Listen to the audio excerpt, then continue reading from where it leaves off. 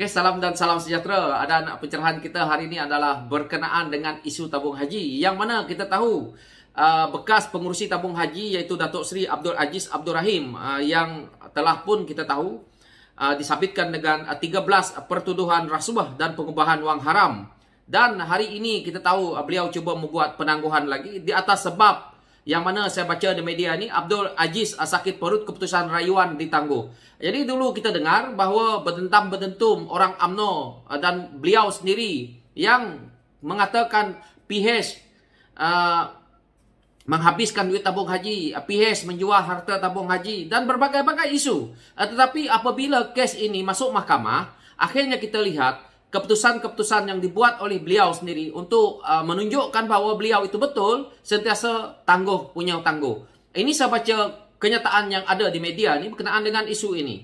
Apa yang kita lihat di sini ya, keputusan bekas pengurusi tabung haji Datuk Seri Abdul Aziz Abdul Rahim telah mengenepikan 13 tuduhan rasuah dan pengubahan wang haram yang diharapinya ditangguhkan kepada 5 September.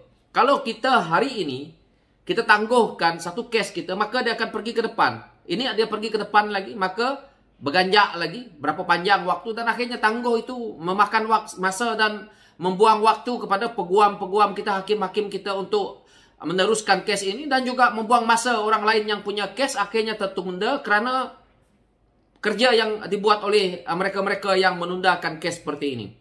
Dan ia selepas rayuan perayu, Amir Hamzah Asrat memaklumkan kepada mahkamah bahawa anak guamnya kini dirawat di Pusat Perubatan Universiti Malaya sejak jam 2 pagi Jumaat.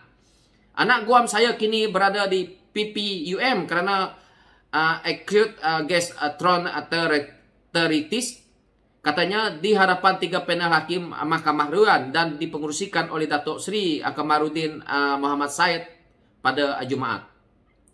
Dan kita baca lagi apa yang terjadinya ini. Amir Hamzah pada itu memaklumkan pihaknya masih menunggu maklum balas daripada Jabatan Peguam Negara AGC berhubung representasi untuk menarik pertuduhan tersebut. Pihak kami telah menghantar permohonan tersebut pada 27 Jun dan sehingga kini masih tiada jawapan. Tengok. Mereka tidak nak datang ke mahkamah. Lepas tu dia menghantar permohonan pada 27 Jun nak minta benda ini untuk pertuduhan ini diketepikan. Inilah kerja mereka ni, masuk mahkamah tak mau, ada saja alasan. Dan di sini juga saya membaca sebelum ini Mahkamah Seksyen Kuala Lumpur menetapkan 30 Ogos bagi ini untuk sebutan kes bagi mengetahui status keputusan rayuan tersebut dan juga perkembangan representasi dan tarikh itu dipersetujui oleh kedua pendakwaan dan pembelaan. Dan pada 12 Mac 2021, Hakim Mahkamah Tinggi Datuk Muhammad Jamil Husin menolak permohonan Abdul Aziz untuk membatalkan kesemua pertuduhan di atas alasan permohonan tersebut tidak mempunyai sebarang merit yang membolehkan mahkamah menggunakan budi bicara untuk membuat demikian. Tengok, dia nak membatalkan 13 pertuduhan itu, tetapi Hakim Mahkamah Tinggi Datuk Muhammad Jamil Husin menolak permohonan Abdul Aziz berkenaan dengan pertuduhan ini kerana meritnya. Dan ahli parlimen baling itu didakwa di Mahkamah Seksyen Kuala Lumpur pada Januari 2019. Kita bayangkan berapa tahun dah kes ini atas 13 pertuduhan berkaitan dengan projek pembinaan Lebuh Raya, naik taraf jalan di Kedah dan di Perak, iaitu melibatkan 3 pertuduhan menerima rasuah berjumlah RM5.2 juta dan 10 pertuduhan pengubahan wang haram. Projek tersebut melibatkan Lebuh Raya Pesisiran Pantai Baru, kerja-kerja naik taraf jalan persekutuan FT005 Intan dan Kampung Lekir Perak. Perbuatan itu didakwa dilakukan di Bank CIMB Cawangan Menara UAB di sini pada 8 Disember 2010 dan Afin Bank Berhad Setiawal Pusat Bandar Puchong Selangor pada 13 Jun 2017 dan pada 10 April 2018. Ini kes Najib juga. Kalau dah melibatkan bank, ada money trail pergerakan duit dalam akaun kita. Susahlah. Macam mana kita nak ni? Tapi saya tidak nak mendahului hakim, tidak nak mendahului mahkamah. Tetapi sebab itulah jadi sakit perut. Ini hakikat lah. Jadi itulah, jangan fitnah orang. Beliau begitu lantang mengatakan PH ini menyeleweng tabung haji, tetapi kita lihat apa yang dibuat kepada tabung haji itu sebenarnya. Rakyat Malaysia yang beragama Islam patutnya berterima kasih kepada Mujahid, Datuk Seri Mujahid, kerana telah memperbetulkan permasalahan yang ada dalam tabung haji itu sebenarnya. Bagi pertuduhan pengubahan wang haram, Abdul Aziz didakwa melakukan kesalahan itu di Lembah Kelang antara 8 Mac 2010 dan 30 Ogos 2018. Dan pada 12 Mac 2021, Hakim Mahkamah Tinggi Kuala Lumpur Datuk Muhammad Jamil Hussein menolak permohonan Abdul Aziz untuk membatalkan kesemua pertuduhan atas alasan permohonan tersebut tidak mempunyai sebarang merit yang membolehkan mahkamah menggunakan budi bicara untuk berbuat demikian. Seramai 7 saksi pendakwaan telah dipanggil memberi keterangan dalam perbicaraan yang bermula 19 Ogos 2020. Dan itulah yang kita lihat hari ini. Dan apabila kes seperti ini kita lihat, akhirnya dia buat penangguhan. Dan inilah yang rakyat nak lihat, bahawa kalau betul pergi mahkamah dan selesaikan masalah ini supaya kita boleh lihat. Tetapi ini saya di belakang, saya nak memberitahu kepada kawan-kawan. Saya adalah veteran Angkatan Tentera. Jadi dulu sewaktu saya muda-muda, ini kerja nakal kita. Kadang-kadang kita tidur lambat, bangun lambat. Jadi dalam tentera dia tak nak macam tu. Kalau kita sakit, kalau kita tak ada, dia panggil pergi MC. Kita tidak akan dapat untuk bercuti. Walaupun kita demam sekalipun, kau tidurlah dalam pejabat kau tidurlah dalam mana-mana celah dinding ke. Yang penting kau ada di tempat kerja. Itu adalah prinsip tentera. Jadi apa yang berlaku?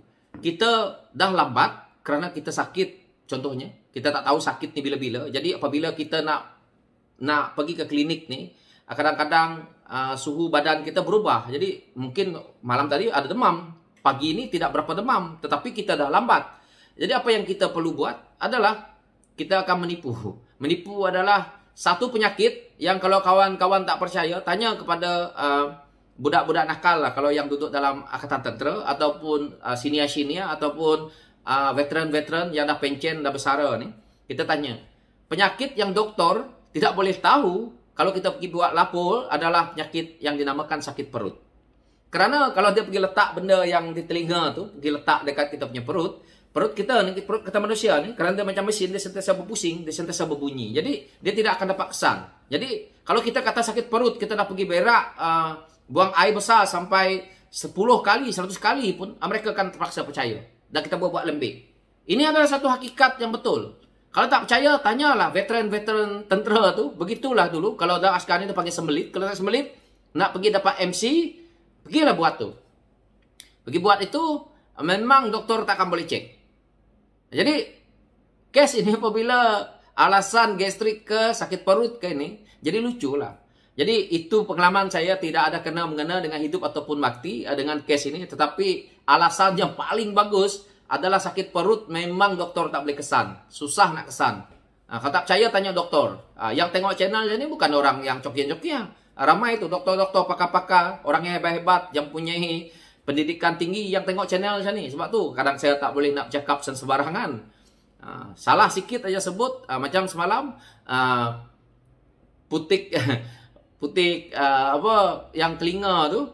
Sebab saya jarang pakai bahasa Malaysia kalau yang tu. Jadi saya apabila dengar yang PJ cakapnya tu, jadi saya pun saya panggil kuping. jadi bahan juga itu. Bukan kerana tak tahu, tapi kadang-kadang penggunaan bahasa tu kadang-kadang ya, kalau banyak juga saya perlu belajar. Jadi jangan asyik kritik saya saja, saya kerja, saya kritik orang. So sekian pencerahan saya berkenaan dengan isu itu di belakang ini. So kalau kawan-kawan rasa bekerja, yang mana bekerja akan gaji, esok boleh cuba. Pergi ke klinik, ambil MC, kata sakit perut, kadang kamu nak pergi berak, ataupun pergi buang air besar bahasa lembutnya. Cakap kamu dah pergi buang air besar dah 10 kali dah. Bermula dari pukul 2 pagi tadi sehinggalah pukul 5 pagi tadi. Kalau tak percaya, kamu mesti dapat MC. Kamu datang lembik. Tak dapat ceknya. Yakinlah apa saya cakap. So itulah pencerahan saya. Sekian, terima kasih.